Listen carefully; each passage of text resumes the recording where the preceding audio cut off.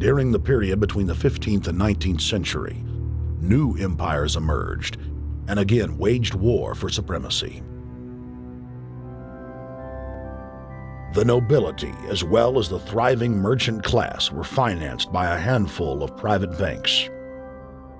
Many of the great money houses would hedge their bets and finance both sides of a war.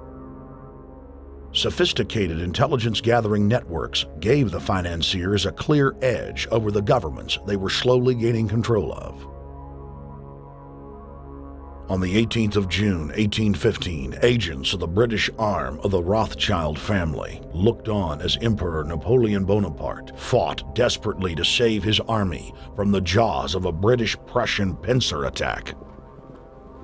A Rothschild agent was able to get the news of Napoleon's defeat at the hands of Lord Wellington to Nathan Rothschild a full 20 hours before the news reached London.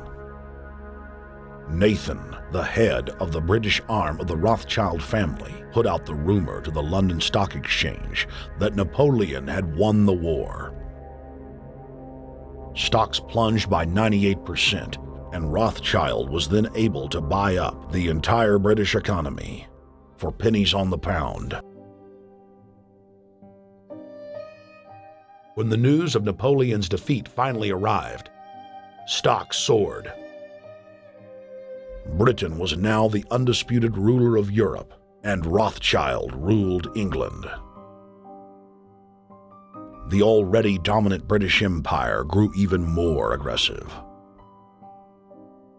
Her troops and bureaucracy spread across the globe. The sun never set on Britannia's holdings. The banking cartel funded, in fact, since about 1800, they have funded both sides of almost every war.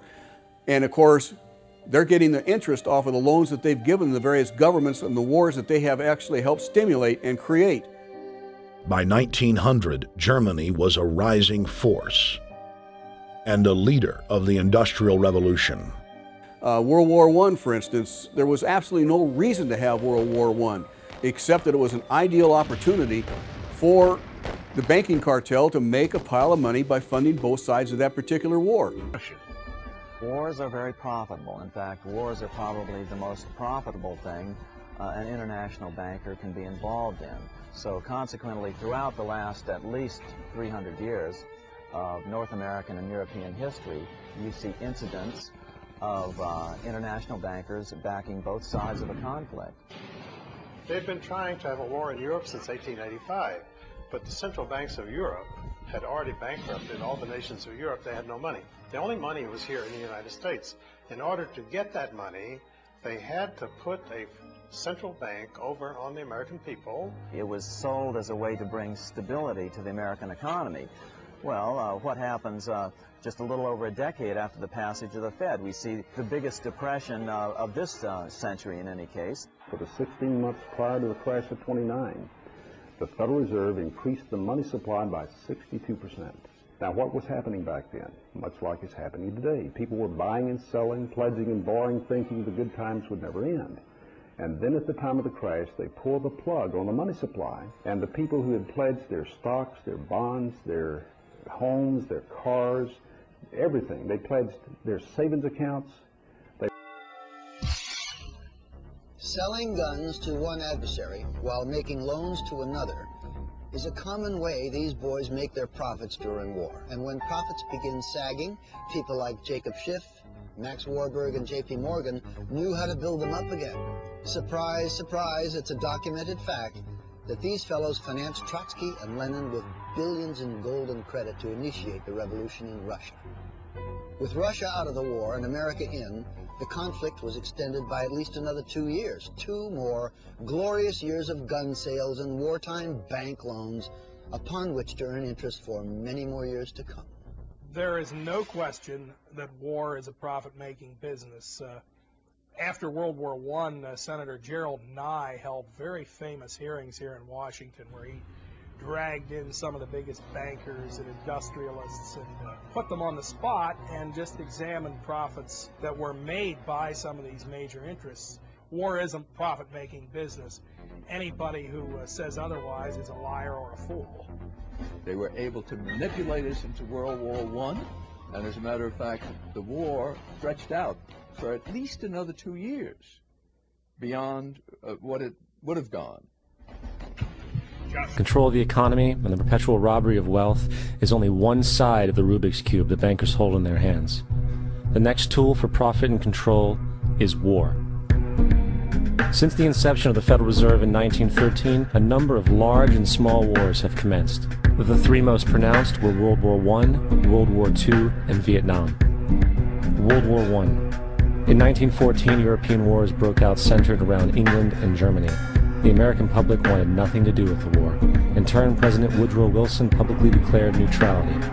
However, under the surface, the U.S. administration was looking for any excuse it could find to enter it.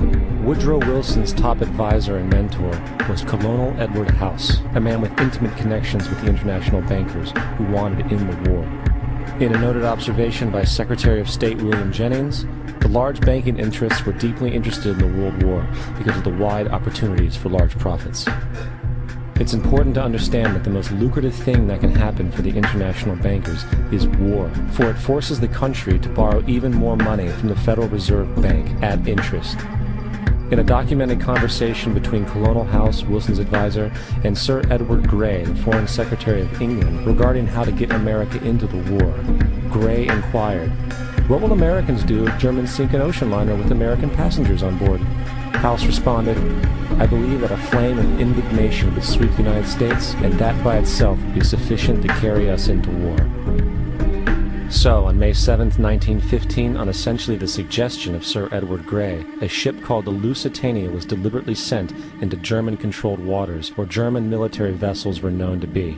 And, as expected, German U-boats torpedoed the ship, exploding stored ammunition, sinking it in 18 minutes, killing 1,200 people. To further understand the deliberate nature of this setup, the German embassy actually put advertisements in the New York Times telling people that if they boarded the Lusitania, they did so at their own risk, as such a ship sailing from America to England through the war zone would be liable to destruction. In turn, and as anticipated, the sinking of the Lusitania caused a wave of anger among the American population, and America entered the war a short time after. The First World War caused 323,000 American deaths. J.D. Rockefeller made $200 million off of it. That's about $1.9 trillion by today's standards. Not to mention the war cost about $30 billion for America, most of which was borrowed from the Federal Reserve Bank at interest, furthering the profits of the international bankers. World War II. On December 7, 1941, Japan attacked the American fleet at Pearl Harbor, triggering our entry into that war. President Franklin D. Roosevelt declared the attack was a day that will live in infamy. A day of infamy indeed, but not because